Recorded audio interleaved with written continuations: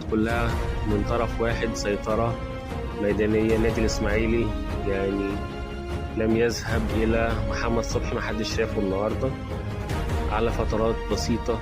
يعني كل الكور أمام منطقة الجزاء، منطقة 18، ده كان آخر حاجة يوصل لها لعيبة نادي الإسماعيلي النهاردة. نادي الإسماعيلي في حاجة ماسة إلى إعادة نظر وترتيب البيت مرة أخرى، لأن المرحلة اللي جاية صعبة جدا للغاية، ومفيهاش حد تاني يقدر يعمل حاجة مع نادي الإسماعيلي.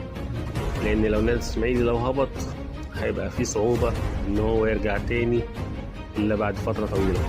عايزين النادي الإسماعيلي يرجع عشان خاطر الكرة الجميلة، النادي الإسماعيلي والسمسمية وجمهور النادي الإسماعيلي يتمنى عودة سريعة وترتيب البيت مرة أخرى. ورسالة لكابتن حسين لبيب مرة تانية، عايزين نقول له يا كابتن حسين، انتوا كلكم رجال أعمال.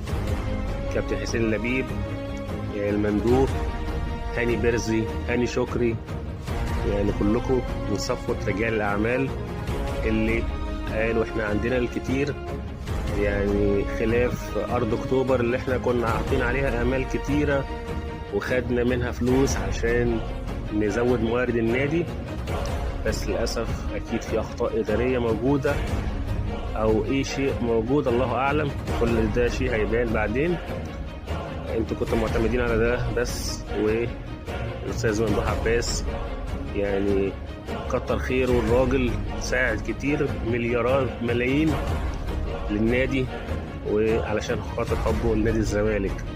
لكن جه الوقت ان احنا يعني إدارة نادي الزمالك كل واحد لازم يعني يكون عنده حل علشان يوفر فلوس للعيبة. وجوزان أدوار الراجل اللي عمل تجربة جديدة، تجربة يعني الناس كلها شايفاها تجربة مفرحة جدا لجمهور نادي الزمالك. شايف الالتفاف كل الجمهور ورا اللعيبة في كل حتة عشان خاطر اللعيبة يعني بصراحة تستاهل.